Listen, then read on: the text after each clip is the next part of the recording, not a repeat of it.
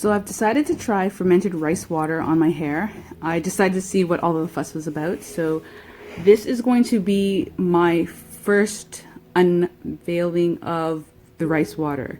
I used brown basmati rice and I've had this fermenting for 6 days. Tomorrow would be a week.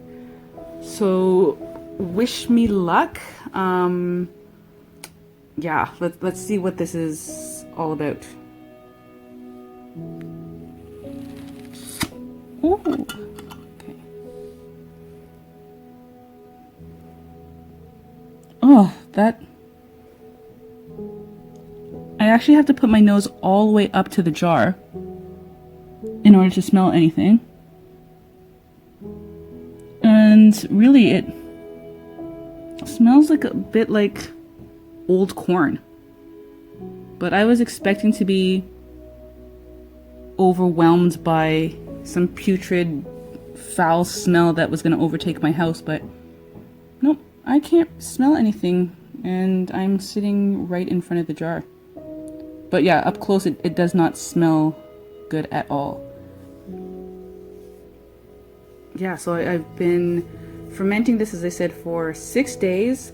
I used half a cup of the brown basmati rice and 2 cups of water. So I'm just about to do my water rinse with it, so stay tuned for the results. Hi everyone, I thought I'd film another rice water video. I made another batch using what I thought was the same method as I used the first time, but this time I got spoilage. So I thought that I would show you guys what that looked like, so that way you guys would be aware of what the differences were.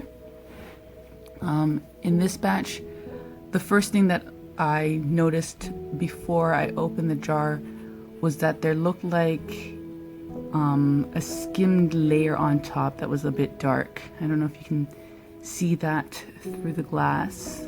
There's a weird dark layer floating on top.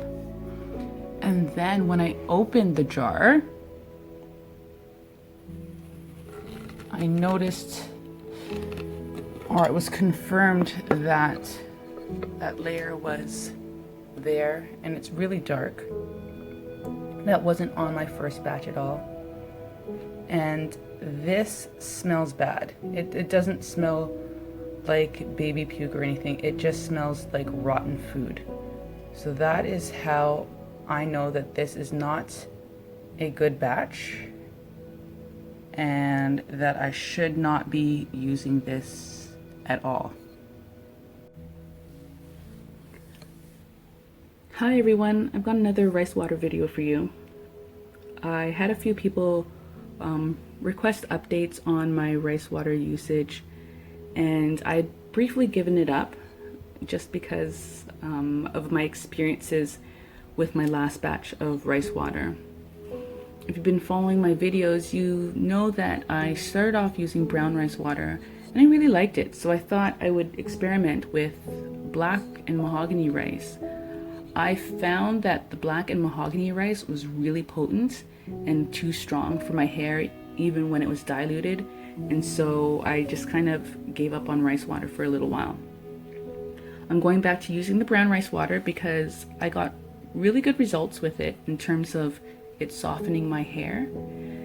And yeah, so I plan on using it today as a rinse as part of my wash day routine.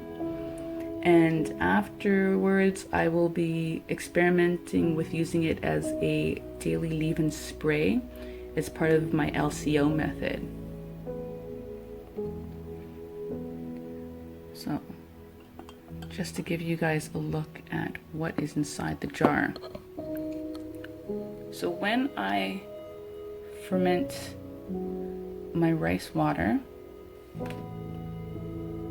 I have it fermenting for a week at a time. So that's a week in the cupboard, no heat added or anything like that. As you can see on top,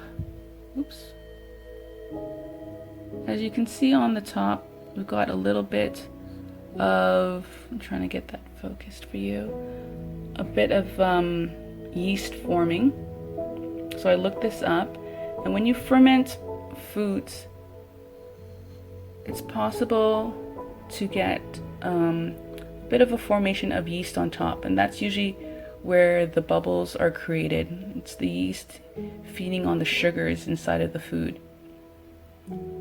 I know that this hasn't gone bad because, one, there isn't any mold like there was on that other batch that I made and posted a video on, as well as there's no garbagey smell that that batch had also made. Like bad rice water when smells like rotting food. This one, on the other hand, doesn't really have much of an odor. In fact, it smells a lot better than the first batch that I ever made. And I think that it's because I've got this yeast forming on the top, and that yeast was bubbling up quite a bit within the first few days of me preparing the batch. Also, when I first made this rice water and I was pouring my rice water into the jar, I noticed that there was what looked like oil floating on top of the jar. So this is like immediately when I transferred the rice water from the bowl and into the jar. So I would have expected to get a little bit of something on the top of this jar. So I'm not too worried about that either. And it doesn't really smell. Like I don't plan on putting any essential oils in it. But I do plan on putting some herbs in there and a couple of other things to see if I can make it more user-friendly on a day-to-day basis. I'll also be diluting it before I use it, just because I don't want to play around with protein overload or anything that, any sort of effects that mimic protein. Just because I don't want to damage my hair, right? A little, too much of a good thing, right?